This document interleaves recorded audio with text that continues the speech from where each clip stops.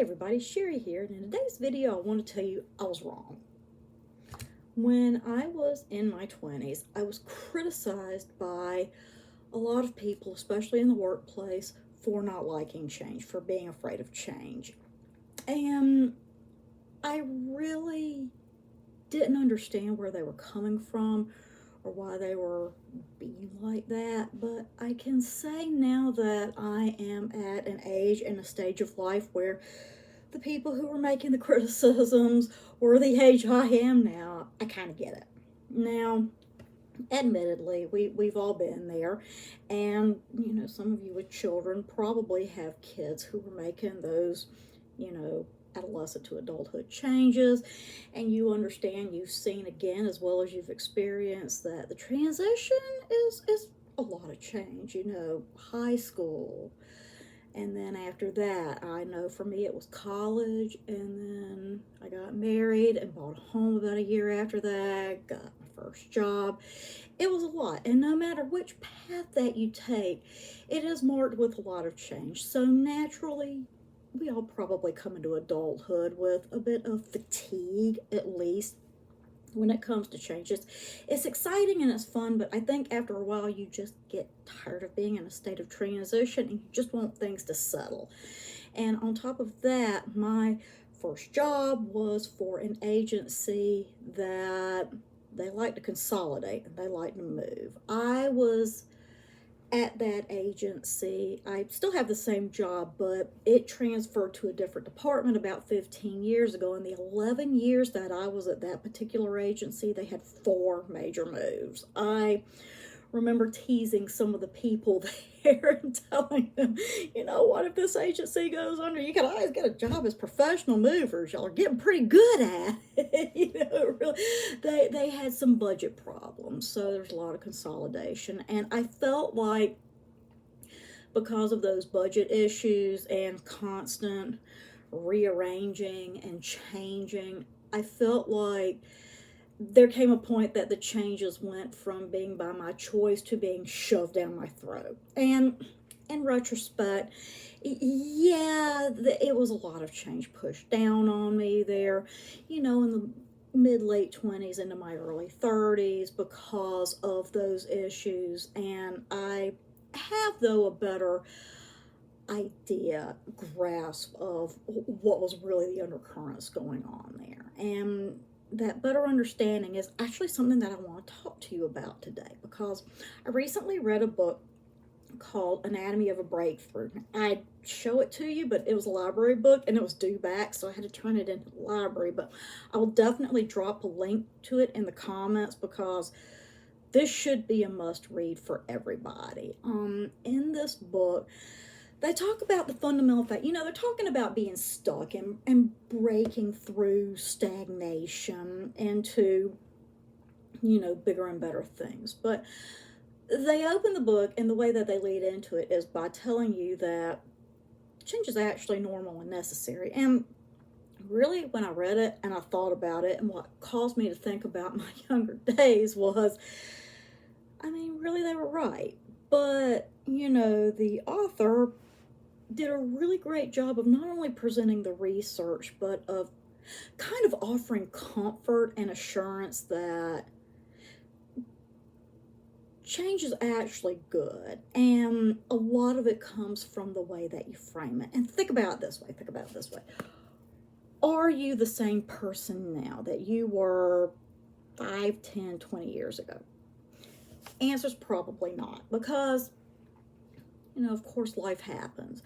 Things change, and you face things that force you to change. You face circumstances that force you to change. Not only that, but you change, Plus, there's also the concept of what I call the messy middle. Now, I came up with this concept. It's a writing concept, that when you're writing, the middle seems to be where things just kind of really get to be a mess, and it's hard to get cohesion and just kind of get it going because you tend to kind of sink and sag. And I'm starting to think that maybe a lot of the midlife problems that we face come from that sag. It's that we get into a sag because, I don't know about you, but, I'm year 20 6 doing this job. As I mentioned, I started at one agency and then moved to another one about 15 and a half years ago. So the job has changed, but looking back over it, I'm seeing now that, yeah, things are different. And I'm different too. You know, you learn, you grow, and sometimes you get into these middle sections and you start to realize that what once fit doesn't fit so well anymore. You're changing, you're growing, of course. You're looking for greater challenges and greater opportunities. And unfortunately, sometimes the world gets a little too used to you where you're at and they want to keep you there, you know, and we middle-aged people know you get to a point where it's all about youth and, you know, fresh new innovative ideas, and you just don't feel as valued as you used to be. You're definitely sidelined.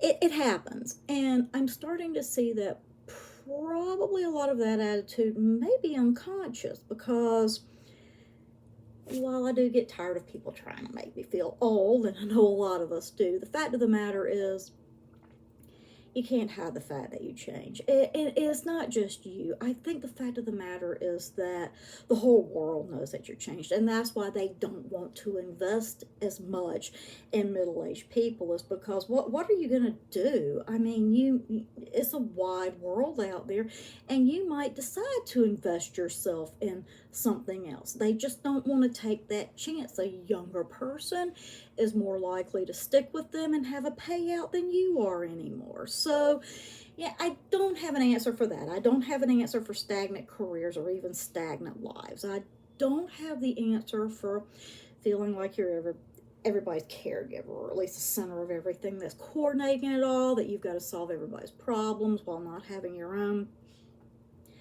A lot of it, I really do think, comes down to a perceptual thing. And this is something that I want to talk about and deal with in Broken Reality. Are these perceptions, are they right? Are they fair? And today's video on being wrong is I'm saying I'm looking back at my former fear of change, and now that I have changed, my life has changed, and I have changed, my paradigm has been shifted many times over because of these changes, I can say, you know, maybe we do come to some unfair conclusions. But here's one fact of the matter. We are responsible for ourselves and how we react. We are responsible for leading our lives the best way possible, and we are responsible for minding our potential and making the most of it. So this is what Broken Reality is really all about. Let's be honest and just admit, yeah, we've changed. But perhaps the solution is not so much about viewing it, and I admit, I've been doing that. I've been viewing middle age as the messy middle, but one thing that I learned from reading Anatomy of a Breakthrough is it doesn't have to be that way, and a lot of times breaking through those messy middles comes into just breaking the journey up and removing the middle. So how about instead of a messy middle, we talk about a new beginning?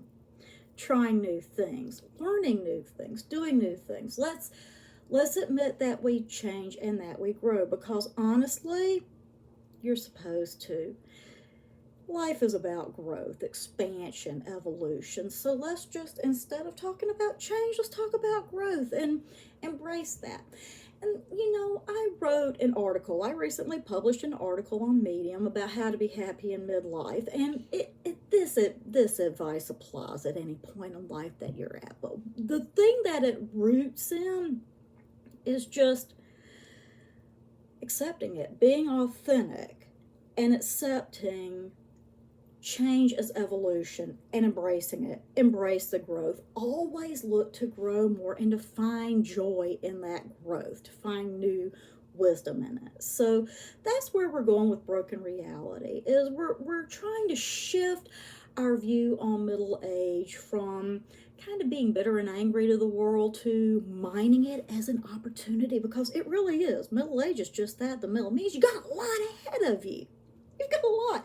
That potential is still there and wide open. So let's embrace it. And, you know, while life might or might not have been everything that we expected, let's take the wisdom that we've gained, that we've earned, and let's build something new. Let's rewrite our narrative. Let's just make it great. Let's make it count. There's a lot of it left, and we should enjoy it. If you would like to join me on this journey in growing Broken Reality into a community of supportive middle-aged women, of course I welcome you to follow me on social media. I'll put my link in the comments below. Also want to tell you, if you sign up for my newsletter through the website, you can get anywhere but here. It was my second published fiction novel about a woman who battles depression, literally. It's no longer in print. The publisher went under. I chose not to republish it because I want to gift it to my subscribers for free, and I really feel like anxiety and depression are very important issues, no matter what your age, that need to be discussed and dealt with. So you sign up for the newsletter, you will get that freebie. I also have another freebie coming your way this weekend, Friday through Monday.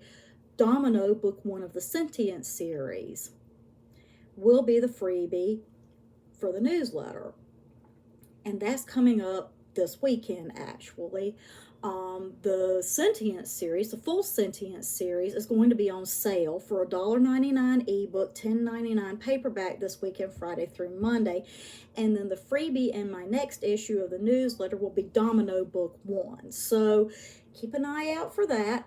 I'll put links below, and I hope to see you around the Broken Reality community. I'll put a link to my website where you can find links to me on YouTube, Facebook, Instagram, TikTok, and I hope to see you there. So everybody, you take care. Look forward to seeing you around Broken Reality, and have a great day. Bye.